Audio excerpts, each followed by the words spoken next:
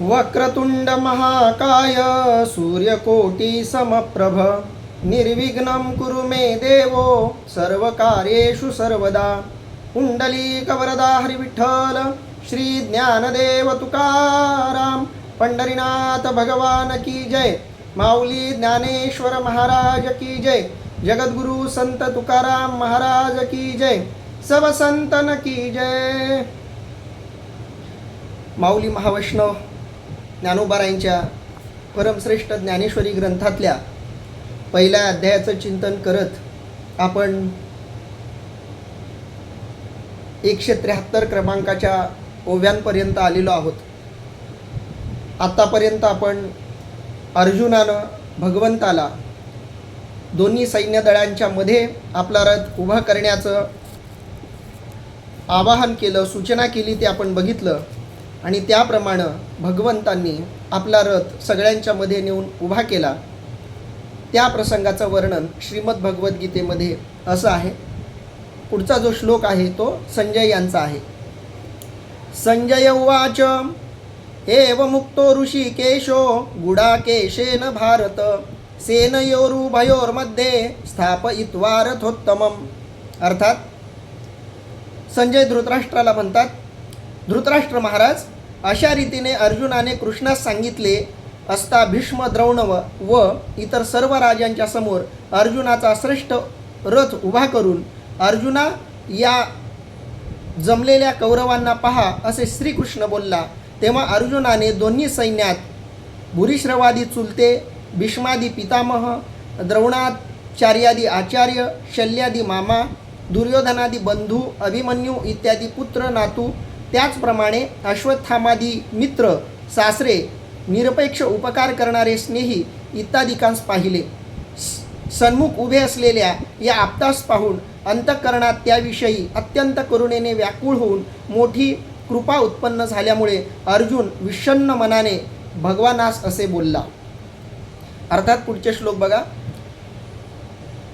जो अर्थ आहे तो आपण ज्या श्लोकांचा वाचला ते श्लोक मी परत घेतोय। भीष्म द्रोण प्रमुखताः सर्वेषां च महीक्षिताम् उवाच पार्थ पश्येतान् समवेतान् कुरुनिति तत्र पश्यन्ति स्थितान् पार्थ पितॄनथ पितामहान् आचार्यान् मातुलान् भ्रातॄन् पुत्रान् पौत्रान् सखींस्तथा श्वशुरान् सुहृदवैश्चैव सेनयोरुभयोरपि तान् समीक्षस्य कौन्तेय सर्वान् बन्धूवस्थितान् कृपया परयाविष्टो वीर्षादन्नीमब्रवीत्। या सगळ्या श्लोकांचा अर्थ थोडासा नीट समजून घेतल्यावर आपल्या असं लक्षात येतं की अर्जुनानं भगवंताला तर सांगितलंय की माझा रथ तुम्ही दोन्ही सैन्यांच्या मध्ये नेऊन उभा करा, की जेणेकरून माझ्यासोबत लढण्याच्या लायक योग्यतेचे कोण कोण आहेत ते मी बघेन आणि त्यांच्याबरोबर मी युद्ध करेन। कारण कौरवांमध्ये युद्धाला उतावीळ असलेले, अंगात कोणताही पराक्रम नसलेले आणि भित्रे अशा प्रकारचे अनेक योद्धे आहेत, असं तर सुरुवातीला अर्जुन बोलला। पण जेव्हा भगवंतानं रथ मध्ये उभा केला तेव्हा अर्जुनाला जी लोक दिसली ती सगळी लोक, त्याची गुरु, त्याचे मामा, काका, भावकीतली लोक, मित्रमंडळी, याच सगळ्या लोकांना अर्जुनानं बघितलं आणि अर्जुनाला धक्का बसला। आणि त्या विषण्ण अवस्थेमध्ये अर्जुन काय म्हणाला हे पुढं भगवद्गीतेमध्ये सांगितलं। पण या सगळ्या श्लोकांचं माऊलींनी केलेलं वर्णन आता आपण ऐकणार आहोत।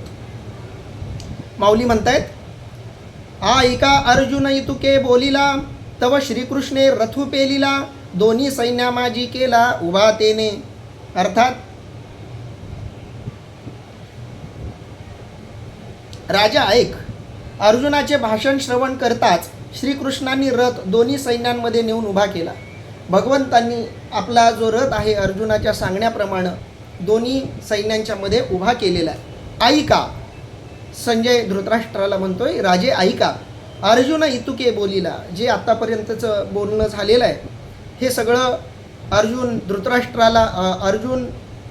भगवान कृष्ण परमात्म्याला सांगायला लागला आहे की कौरवांचं सैन्य कसं उतावीळ आहे, कसं धैर्यहीन आहे आणि कशा पद्धतीनं भ्याड आहे, अशा प्रकारचं वर्णन अर्जुनानं केलं. म्हणून ऐके अर्जुन इतुके बोलिला, इतका अर्जुन बोलला तेव्हा श्रीकृष्णे रथू पेलिला. हे ऐकल्याबरोबर श्रीकृष्णानं आपला रथ जो आहे तो पेललेला आहे. पेललेला आहे म्हणजे पुढं नेलेला आहे. दोन्ही सैन्या माझी केला उभा तेने, आणि दोन्ही सैन्यांच्या मध्ये भगवान कृष्ण परमात्म्यांनी आपला रथ उभा केलेला आहे. जेत भीष्म द्रोणाधिक जवळिकेची सन्मुख पृथ्वीपती आनिक बहुता हाती.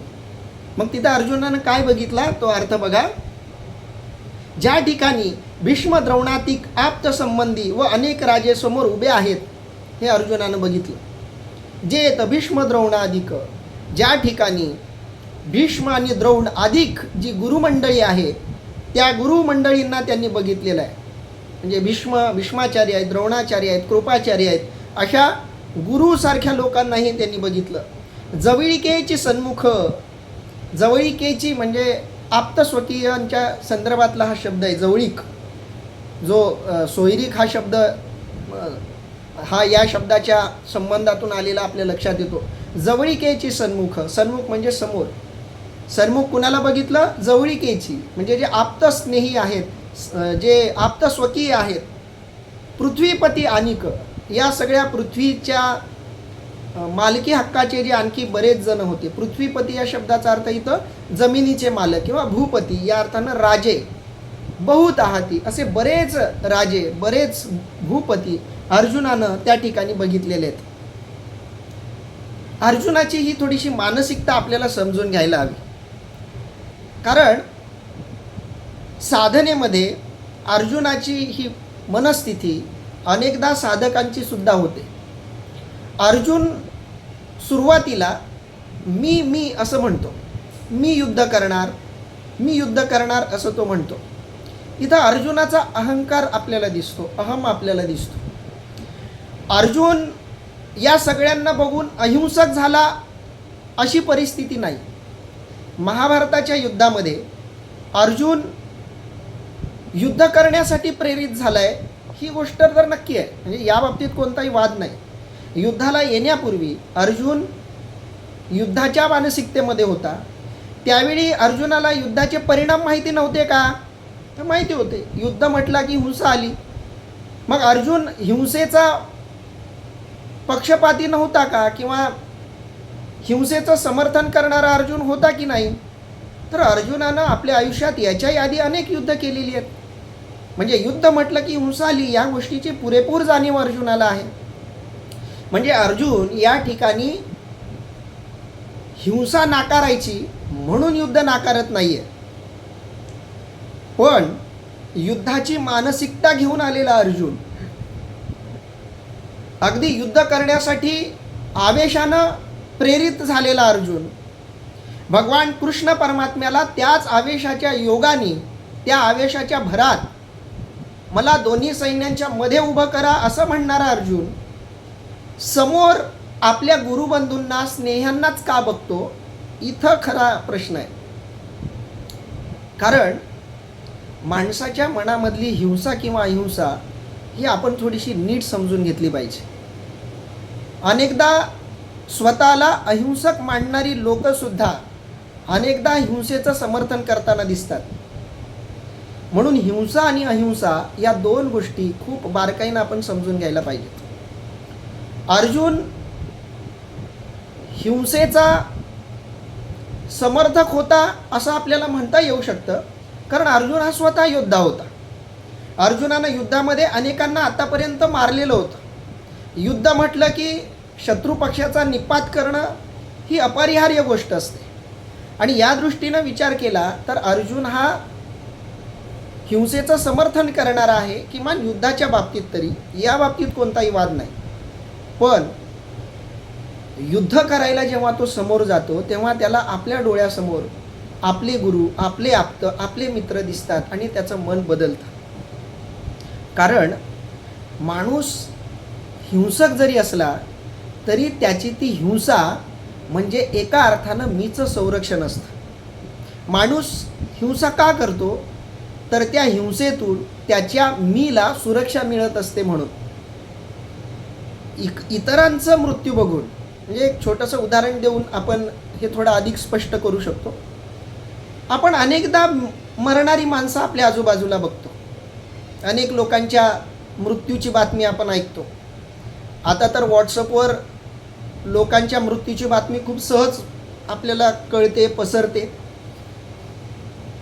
आणि जेव्हा जेव्हा अशी बातमी आपल्याला मिळते, कुणीतरी वारलाय किंवा कुणीतरी मेलाय वगैरे, तेव्हा आपल्या अंतःकरणात एक प्रकारचं सूक्ष्म असं समाधानही असतं आणि एक प्रकारचं दुःखही असतं. समाधान या गोष्टीचं असतं की आपल्यातलं कुणी मेलेलं नाही. म्हणून जेव्हा आपण एखाद्या व्यक्तीला श्रद्धांजली वाहतो तेव्हा आतल्या आत एका गोष्टीची सुरक्षा आपल्याला वाटते की तो आपल्या तितकाच्या जवळचा नव्हता. पण आपल्यातलं कुणी गेलं तर आपण त्याला श्रद्धांजली वाहायचीही हिंमत करू शकणार नाही. का? तर इथं जी आपल्यातला कुणीतरी गेल्याची भावना आहे ती भावना आपल्यातल्याची आहे. म्हणजे आपल्यातलं कुणीतरी गेलं याचं माणसाला दुःखच इतकं होतं की माणूस त्याच्या श्रद्धांजलीचा मेसेजही नाही पाठवू शकत. पण दूरचा माणूस असला की माणसाला सांत्वना करणं सोपं जातं. म्हणजे लक्षात घ्या, खूप मानवी मनाची सूक्ष्मता या घटनेत दडलेली आहे.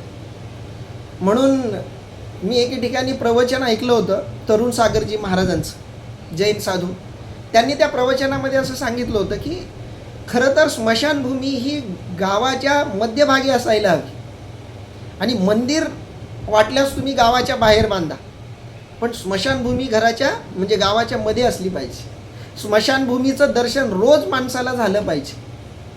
स्मशानभूमीच्या जवळून माणसानं गेलं पाहिजे. कधी जर खूप आनंद झाला तरी माणसाला स्मशानभूमी धीर देते आणि खूप दुःख झालं तरीसुद्धा स्मशानभूमी माणसाला धीर देऊ शकते. मी आता चिंचणी वाणगावच्या रस्त्यावर जेव्हा जातो तेव्हा जवळपास 2 स्मशानभूमी आम्हाला लागतात. मी बाकी कोणत्या ठिकाणाची आठवण करो न करो पण त्या 2 स्मशानभूमींची रोज आठवण करतो. तेव्हा मुद्दामून त्या 2 ठिकाणाला मी बघतो. तो बघण्यामागचा हेतू हा आहे की माणसाचं अंतिम जे शरीराचं स्थैर्य आहे ते तिथं असणार आहे. स्मशानभूमी हे या शरीराचा अंतिम मुक्काम आहे. पण जेव्हा दुसरा मेलेला आपण बघतो तेव्हा आपल्याला एक प्रकारची सुरक्षा वाटत असते की मी किंवा माझा तो नाही, माझ्यातला तो नाही, याचं एक समाधान असतं. आणि जेव्हा आपल्यातला कुणी जातो तेव्हा माणसाला दुःखच इतकं होतं की आपण श्रद्धांजलीही वाहण्याची मनस्थिती आपली नसते. याचाच अर्थ असा की आपण जेव्हा जेव्हा हिंसेचं समर्थन करतो ते समर्थन याच करता करतो की ती हिंसा आपल्या मीला सुरक्षित करत असते. आता शाकाहारी आणि मांसाहारी हा जो एक बऱ्याचदा वाद चालतो, त्या वादामध्ये ही भूमिका असते की शाकाहारी लोक असं म्हणतात की आपल्या पोटाची भूक भागवण्याकरता आपण दुसऱ्याचा जीव का घ्यावा, असा एक तर्क बऱ्याचदा शाकाहारी लोक देतात. याला जे मांसाहार करणारे आहेत त्यांचं मत असं, म्हणजे बरेच तर्क देतात. त्यातला एक तर्क असा की आम्ही नाही खाल्लं तर ते काय जगणार आहेत का, त्यांना मरायचंच आहे आणि मग आमची भूक भागवण्यासाठी ते मेले तर काय बिघडलं, एक तर्क. दुसरा तर्क ते असा देतात की ज्यांना आम्ही म्हणजे मारून खातोय तर ते आमच्यासाठी तर मरत नाही आहेत. असे वेगवेगळे तर्क ते देतात. पण एक गोष्ट लक्षात ठेवण्यासारखी आहे की ज्याच्या मेल्यामुळं आपली भूक भागते तो जर आपल्यातला असेल तर, जे भलेही मच्छी असेल किंवा कोणताही प्राणी असेल, आपण प्रेमानं पाळलेल्या प्राण्याचं मांस खाऊ शकू का, तर नाही. जिथं जिथं माणूस हिंसेचं समर्थन करतो तिथं तिथं मीची सुरक्षा ही केंद्रबिंदू असते. ही गोष्ट लक्षात घेतली पाहिजे. अर्जुनाची इथली मनस्थिती ही सामान्य माणसासारखी मनस्थिती आहे. अर्जुन हिंसेचा समर्थक आहे कुठपर्यंत, जिथपर्यंत मी सुरक्षित आहे. हा मी कोण, मी आणि माझे यांनी मिळून मी बनत असतो. माणूस हा कधीही मी जेव्हा म्हणतो तेव्हा केवळ स्वतःपुरतं तो मी म्हणत नाही. त्याच्या मीमध्ये त्याचं कुटुंब येतं, त्याची भावकी येते, त्याचे मित्र येतात, त्याच्यावरती प्रेम करणारी लोकं येतात, तो ज्यांच्यावरती प्रेम करतो ती लोकंसुद्धा येतात. या सगळ्यांचा मिळून मी बनत असतो. आणि या मीला जोपर्यंत धक्का लागत नाही तोपर्यंत माणूस हिंसेचं समर्थन करू शकतो. पण जेव्हा हीच हिंसा मीवर आघात करते तेव्हा मात्र माणसाला अहिंसा सुचायला लागते, तेव्हा मात्र माणसाला हिंसा नकोशी वाटायला लागते. अर्जुनाची मनस्थिती तीच आहे. अर्जुन हिंसक आहे. अर्जुनानं युद्ध केलेली आहेत. अर्जुनानं आत्तापर्यंत इतरांना मारलेलं आहे. पण आत्तापर्यंत इतरांना मारताना त्याच्या मीला कधी धक्का लागलेला नव्हता. त्याचे जे आप्त स्वकीय होते त्यातलं कुणी आत्तापर्यंत गेलेलं नव्हतं या युद्धामध्ये. आणि म्हणून अर्जुनाला याही वेळी तेच वाटलं की याही युद्धामध्ये आपले शत्रूच मरतील, आपण आपल्या शत्रूंनाच मारणार आहोत. पण या युद्धाच्या वेळी मात्र अर्जुनाची मनस्थिती बदलली, परिस्थिती बदलली, मानसिकता आणि भावना बदलली. का बदलली? तर हे असं युद्ध अर्जुनाला दिसायला लागलं की ज्या युद्धामध्ये अर्जुनाच्या मीलाच धक्का बसत होता. आपला मीच संपून जाईल की काय या प्रकारची भीती अर्जुनाला या ठिकाणी निर्माण झाली. आणि म्हणून अर्जुनाला या युद्धाच्या समोर आपल्या शत्रूच्या पक्षामध्ये, शत्रूंच्या गटामध्ये त्याला आपलीच लोकं दिसायला लागली. म्हणजे माणूस स्वभावतः जरी हिंसक असला तरी ती हिंसा इतरांच्या बाबतीत समर्थनीय ठरते, स्वतःच्याच लोकांच्या बाबतीत हिंसा कधीच समर्थनीय ठरत नाही. अशी जी सहज स्वाभाविक मानसिकता आहे या मानसिकतेतून अर्जुन इथं वावरताना आपल्याला दिसतोय. आणि म्हणून अर्जुनाला या युद्धामध्ये समोर बसलेले सगळे जे शत्रू पक्षातली लोक आहेत ती आपली वाटायला लागलेली आहेत आणि म्हणून त्याला युद्ध नकोसं वाटायला लागलं. या मानसिकतेतून आपल्याला अर्जुनाच्या या भावनेचा आणि माऊलींनी त्याच्या भावनेचं केलेलं विश्लेषण, विवेचन या गोष्टीचा विचार करायचा आहे.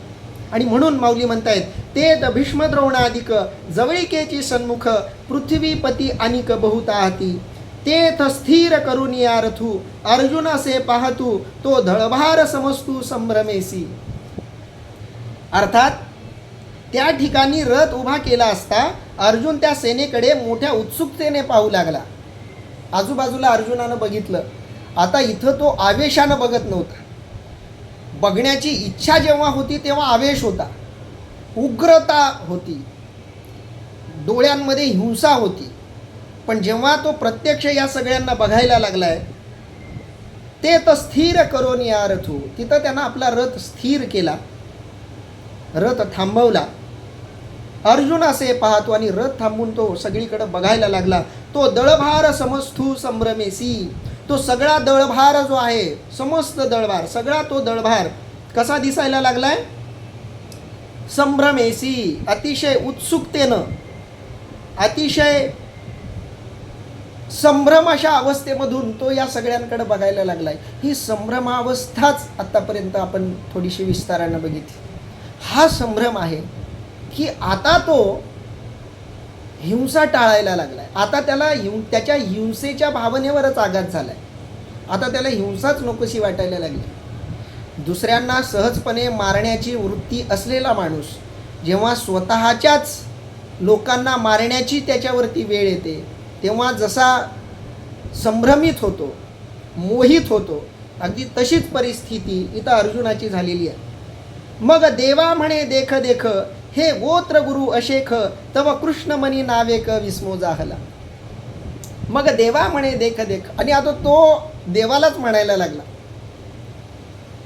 बघा, तो भ्रमल्यासारखा होऊन देवास म्हणू लागला, देवा पहा पहा, हे तर सर्व आमचे आप्तवर्ग व गुरु आहेत. हे ऐकून श्रीकृष्णास क्षणभर आश्चर्य वाटले. बघा, ते तस काय, मग देवा म्हणे देख देख, मग देवाला तो म्हणायला लागला, देवा बघ बघ, देख देख, हे गोत्रगुरु अशेख, हे सगळे जण जे समोरचे दिसत आहेत ते सगळे माझे गोत्रगुरु आहेत. ते अशेक आहेत, म्हणजे त्यांना वेगळं करता येणार नाहीत असे ते गोत्रगुरु आहेत. म्हणजे आमच्या गोत्रांचे गुरु आहेत. पिढ्यानपिढ्या आम्हाला गुरु म्हणून ज्यांनी मार्गदर्शन केलंय ते हे आहेत. हे म्हटल्याबरोबर तव कृष्णमणी नावेक विस्मो जाहला, हे अचानक अर्जुनाचं बोलणं ऐकल्याबरोबर अर्जुनाच्या मनामध्ये थोडासा आश्चर्याचा धक्का भगवान कृष्ण परमात्म्याला बसला की अर्जुन हे काय भलतंच बोलायला लागलाय. कारण काय आहे, माणसाला जीवन जगत असताना असे अनेक प्रसंग येतात की जिथं माणसाची तटस्थता, माणसाची निरपेक्षता बाधित होत असते. आणि असं न होणं हाच कर्मसिद्धांताचा केंद्रीभूत भाग आहे. एक उदाहरण देऊन सांगतो म्हणजे तुम्हाला थोडंसं सहज लक्षात येईल. आता मी शिक्षकी पेशामध्ये आहे. मी मुलांना शिकवतो, मुलांसाठी प्रश्न काढतो, मुलं उत्तरं लिहितात, मी त्यांच्या उत्तरपत्रिका तपासतो. हे सगळं जेव्हा चालतं तेव्हा मी निरपेक्ष भावनेनं सगळं करतो, मी तटस्थ भावनेनं सगळं करतो. पण कधी कधी असं होतं की माझ्यासमोर शिकायला बसलेल्या विद्यार्थ्यांमध्ये माझाच कुणीतरी आप्तस्वकीय येतो. म्हणजे उदाहरणादाखल सांगायचं तर माझ्या पत्नीचं लग्नाच्या पूर्वी BA आणि LLM झालेलं होतं. मी तिला आग्रह केला की आपल्या कॉलेजवर MA आहे तर तू MA पण कर. आणि मग तिनं MA मराठीला ॲडमिशन घेतलं. आता MA मराठीला मीच शिकवणार, मीच प्रश्न काढणार, मीच तपासणार, काही प्रश्न विद्यापीठाला जाणार, असा साधा नियम होता. मग मी प्राचार्यांना जाऊन सांगितलं की म्हटलं मॅडम थोडा प्रश्न असा आहे की माझ्या मिसेसनं आता ॲडमिशन घेतलं आहे तर आता काय करू. तर मॅडम म्हणाल्या की मग काय करायचं तुम्ही सांगा. मी म्हटलं मला प्रश्न नाही, मी तटस्थपणे सगळं करेल, पण मी तटस्थ आहे याचा विश्वास कसा देऊ इतरांना. म्हणून मला असं वाटतंय की मी एवढ्या वर्षापुरतं फक्त शिकवेन सगळ्यांना, पण प्रश्नपत्रिका काढणं, इंटरनलचे प्रश्न काढणं किंवा उत्तरपत्रिका तपासणं हे काम तुम्ही एवढा वर्ष मला देऊ नका. आणि कॉलेजनं पण ती गोष्ट मंजूर केली. आणि गोष्ट अशी झाली की माझी मिसेस पुन्हा कॉलेजमधून पहिल्या क्रमांकावर आली, म्हणजे पहिला आली. मला तेव्हा मात्र मनाचं समाधान वाटलं की मी चुकून जर सांगितलं असतं की नाही मॅडम मी तटस्थपणे सगळं मूल्यमापन करील, मला माझ्यावर विश्वास आहे, पण बाकीच्यांना मला हे विश्वासात घेऊन सांगणं किती अवघड गेलं असतं. सगळ्या लोकांना हेच वाटलं असतं की सर होते म्हणून त्यांची बायको पहिला आली. हे पटवून कसं सांगणार. अगदी आपल्या व्यवहारामध्ये अनेकदा अर्जुनाची जी परिस्थिती आहे ती परिस्थिती आपल्या आयुष्यात खूपदा येते आणि आपणही अर्जुनासारखेच हरतो, अर्जुनासारखे संभ्रमित होतो किंवा अर्जुनासारखी आपली मानसिकता होते. इतर विद्यार्थ्यांमध्ये आपला कुणीतरी बसलाय असं दिसल्यामुळं जर आपली मनस्थिती विचलित झाली तर आपण पहिल्या अध्यायातले अर्जुन आहोत. आपण त्याही वेळी तटस्थ असलो पाहिजे, त्याही वेळी आपली मानसिकता, आपली भावना तटस्थ असली पाहिजे. माझी बायको मला नेहमी बोलते, बरं झालं मी पहिला आले आणि तुमची मदत न घेता आले. तुम्ही न जाणो प्रश्न काढले असते, तुम्ही तपासले असते तर मलाही वाटलं असतं की तुम्हीच मला पहिला नंबर दिला आहे. तर एखादा गायक आहे, एखादा योद्धा आहे, कुणाचंही उदाहरण घ्या. तुम्ही कर्म करताना तुमच्या कर्मामध्ये तुमचेच आप्त जर अडथळा करत असतील, तुमच्या प्रामाणिकपणामध्ये अडथळा करत असतील, किंवा एखादा पोलीस आहे किंवा एखादा न्यायपालिकेतला माणूस आहे, तो न्यायदान करतोय आणि न्याय देताना आरोपीच्या पिंजऱ्यात त्याच्याच घरातलं कोणीतरी आहे, मग त्यानं दिलेला न्याय हा तटस्थ राहील का. जर तो तटस्थ राहिला तर तो कृष्ण आहे, पण जो तटस्थ नाही राहिला तर तो अर्जुन आहे. अर्जुनाची ही या अध्यायातली मानसिकता आहे. कारण युद्ध करायचं आहे, युद्धाची मानसिकता ठरलेली आहे. मग जशी इतर युद्धाच्या वेळची मानसिकता अर्जुनाची होती, इतर वेळेला ज्या दृष्टीनं त्यानं शत्रुपक्षाला पाहिलं होतं त्या नजरेनं, त्या दृष्टीनं त्यानं याही वेळेला पाहणं अपेक्षित होतं.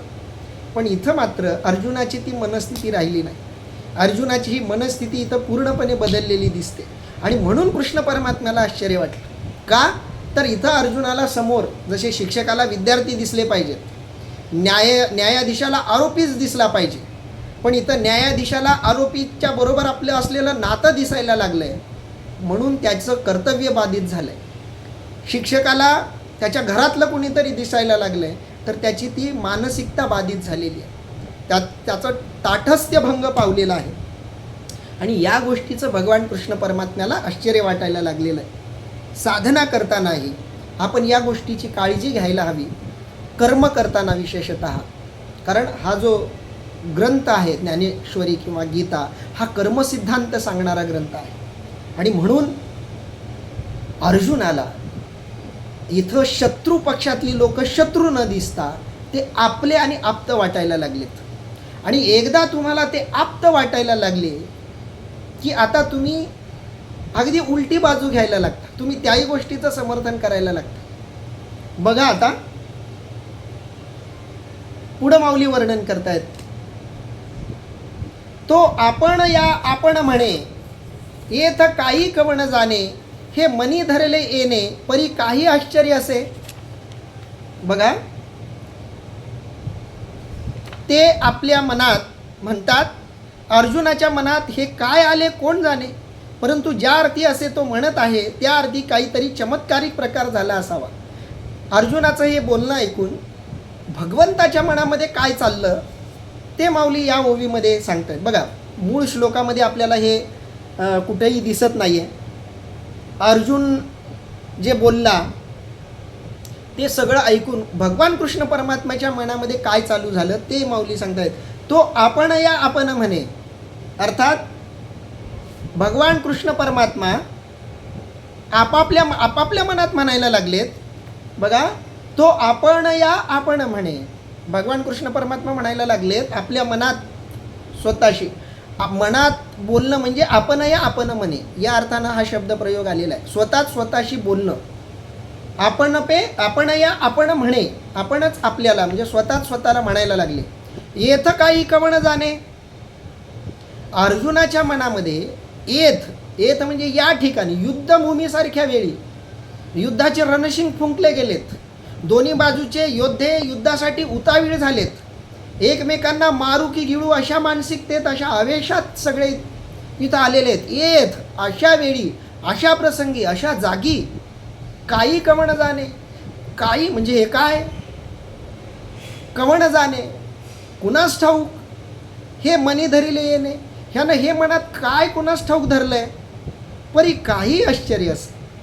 पण ज्या अर्थी त्याच्या मनात हे आलंय तर निश्चितच काहीतरी चमत्कारिक किंवा वेगळं असं काहीतरी घडलंय असं भगवंताला इथं वाटायला लागले. आणि अर्जुन असं करेल असं भगवंताला वाटत नव्हतं. कारण सामान्य माणसांच्या मनामध्ये अशी अवस्था येणं, अशी संभ्रमावस्था येणं ही खूप साधी, सहज, स्वाभाविक गोष्ट आहे. सामान्य माणूस जीवन जगत असताना अशा प्रसंगांचा खूप वेळा अनुभव घेत असतो. धर्मशास्त्र, नीतिशास्त्र या गोष्टीची परवानगी देत नाही. आपल्या धर्मशास्त्रावर, नीतिशास्त्रावर या गोष्टीचा मोठा प्रभाव आहे की राजा जेव्हा राजा असतो तेव्हा तो एका पदावर असतो आणि तुम्ही ज्या पदावर आहात त्या पदानं तुम्हाला दिलेलं जे काम आहे ते काम तुम्ही तटस्थपणे, निरपेक्ष भावनेनं केलं पाहिजे. ते काम करताना तुम्ही पक्षपाती दृष्टिकोन ठेवता कामा नये. आणि म्हणून आपण सगळी आपली महान ग्रंथ काढून बघितली तर आपल्या लक्षात येतं की आपल्या आप्तातला, आपल्या घरातलाही एखादा माणूस चुकला तर त्याला तितकीच निष्ठुरपणे शिक्षा करण्याची परंपरा आपल्याकडे आहे. आणि असंच झालं पाहिजे.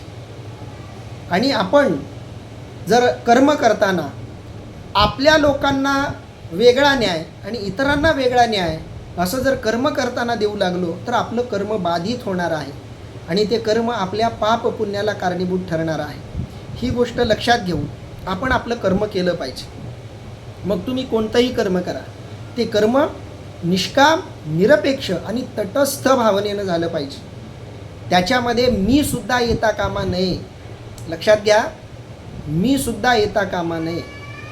मी आला की ते कर्म बाधित होणार. आणि सामान्याकडून अशी चूक झाली तर चालू शकते, पण अर्जुनासारख्या भक्ताकडून, ज्याला भगवान कृष्ण परमात्म्याचा सहवास लाभलेला आहे, अशा अर्जुनाकडून हे घडावं हे भगवंतासाठी अनपेक्षित होतं. आणि म्हणून भगवंताला इथं आश्चर्य वाटायला लागलं. मला एक प्रसंग बोलता बोलता आठवला.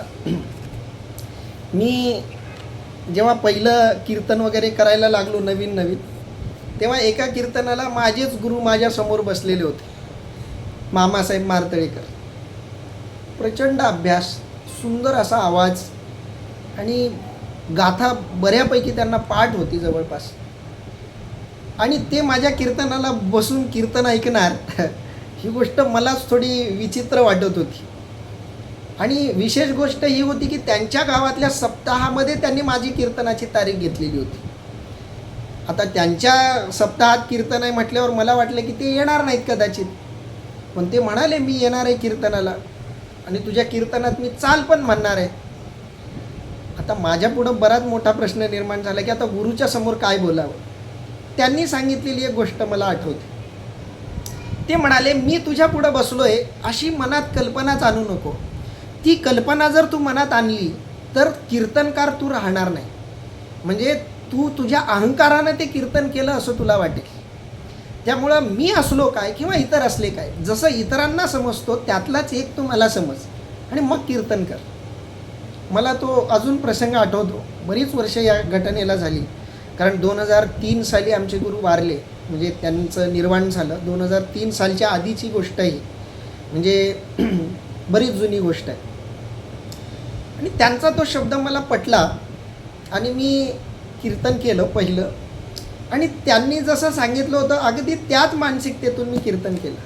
नंतर माझ्या कीर्तनाला अनेकदा आमचे मामा ऐकायला समोर बसले होते, पण माझी भावना कधी ढळली नाही. आणि कधीही बोलताना कुणीही समोर येऊन श्रोता बसला तरी आपण आपलं विवेचन जर डळमळीत करत असू तर आपल्या अहंकारानं ती सेवा केली असा त्याचा अर्थ होतो.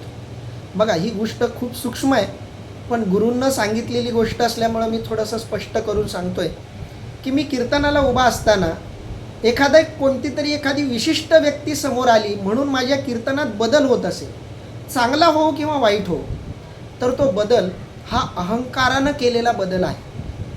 कारण तो अहंकार आहे म्हणून तो बदल झाला आहे. जर तो अहंकार नसता तर ते कीर्तन सहज स्वाभाविक झालं असतं.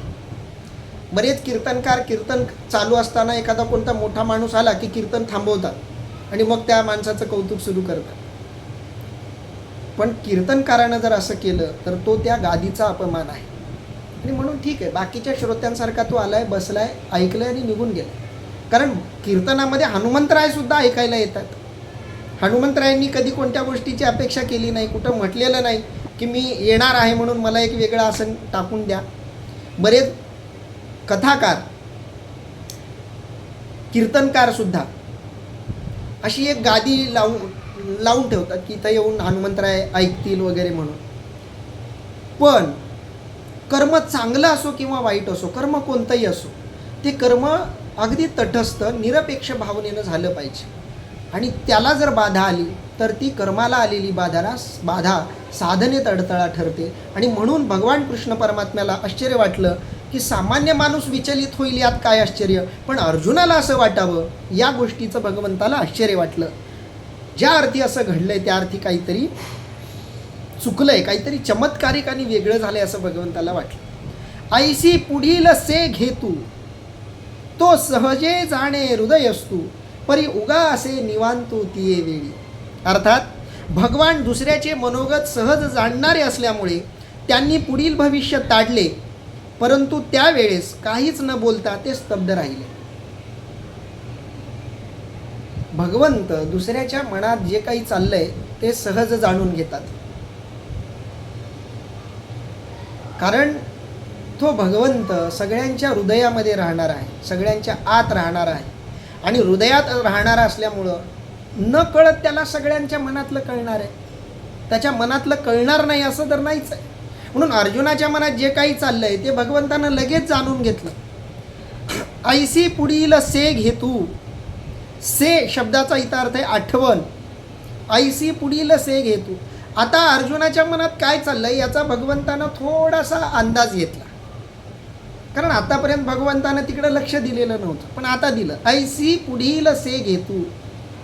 अर्जुनाचं असं बोलणं ऐकल्याबरोबर भगवंतानं त्याच्या मनामध्ये काय चाललंय याची एक क्षणभरात झलक बघून घेतली.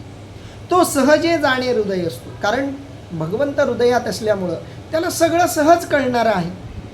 तो सहजे जाणे हृदय असतो परी उगा असे निवांतू तिये वेळी. आणि त्यावेळी भगवंत उगा सगळं बघायला लागले. भगवंत फक्त सहज बघतो, भगवंत मध्ये हस्तक्षेप करत नाही. आणि म्हणून तो फक्त बघणारा आहे. बरेच जण म्हणतील तो नुसतं बघायचं काम का करतो, त्यांना हस्तक्षेप करायला पाहिजे. भगवंत हस्तक्षेप सुद्धा करतो, पण आपण तो हस्तक्षेप समजून घेत नाही. भगवंत आपल्या कर्माच्या वेळी, आपल्या संकटाच्या वेळी वेळोवेळी आपल्याला सावधही करत असतो, पण ती सूक्ष्मता, ती संवेदना आपण हरवून बसलेलो असतो. पण बघत तर तो सगळंच असतो. माणसाला वाटतं की त्याला काहीच दिसत नाही.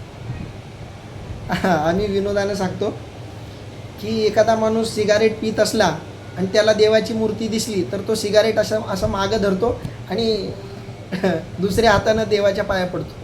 त्याला असं वाटतं की पाठीमागची सिगारेट देवाला दिसणार नाही.